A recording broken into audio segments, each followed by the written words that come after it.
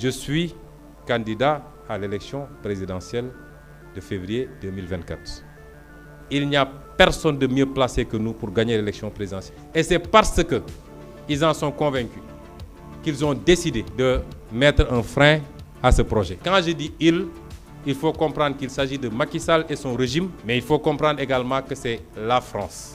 Ousmane Sonko, c'est l'histoire d'un haut fonctionnaire de l'administration fiscale devenu opposant numéro 1 au Sénégal. Il naît en 1974 à Thiès, l'une des grandes villes sénégalaises, à 70 km de Dakar, mais il passe sa jeunesse en Casamance, dans le sud du pays, loin de la capitale. Ousmane Sonko est un étudiant brillant, il fait l'ENA, l'École nationale d'administration du Sénégal, puis il fait carrière comme inspecteur des impôts. Au milieu des années 2000, il crée le premier syndicat de l'administration fiscale, mais c'est en 2016 qu'il se lance officiellement dans la politique et commence à critiquer ouvertement la façon dont le pays est géré. Ousmane Sonko épingle en particulier le président Macky Sall et son entourage. Il les accuse de malversation dans la gestion des ressources naturelles du Sénégal. La sanction tombe rapidement puisque la même année, en 2016, il est radié de la fonction publique pour manquement au devoir de réserve. L'affaire fait grand bruit.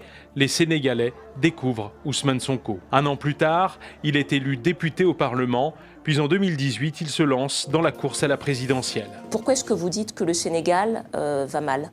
Quand vous avez des capacités de mobiliser des ressources souveraines par votre fiscalité, par une bonne gestion de vos ressources minières, par une bonne gestion de vos ressources halieutiques, et que vous compromettez justement ces ressources souveraines, que vous signez de mauvais contrats qui profitent beaucoup plus à des intérêts étrangers, à ces multinationales qu'au Sénégal, vous êtes obligé après de vous rabattre sur la dette et vous êtes dans un cycle vicieux. À la présidentielle de 2019, Macky Sall est réélu. Ousmane Sonko, lui, arrive en 3e position, mais son discours a fait mouche contre les élites et contre la corruption, contre le franc CFA, très critique à l'égard de la France.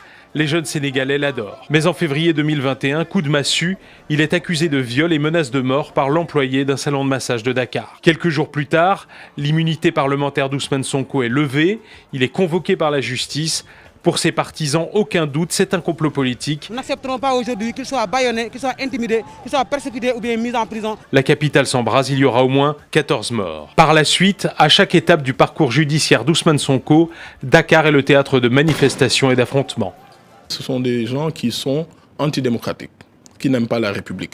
À chaque fois que vous leur opposez un débat public, ils insultent. Quand vous leur imposez une élection, ils ne veulent pas des urnes, ils veulent toujours la violence. Malgré tout, en 2022, il est élu maire de Ziguinchor, la capitale de la Casamance, puis il annonce sa candidature à la présidentielle de 2024, présidentielle à laquelle Macky Sall n'exclut pas non plus d'être candidat pour un 3e mandat qui fait débat.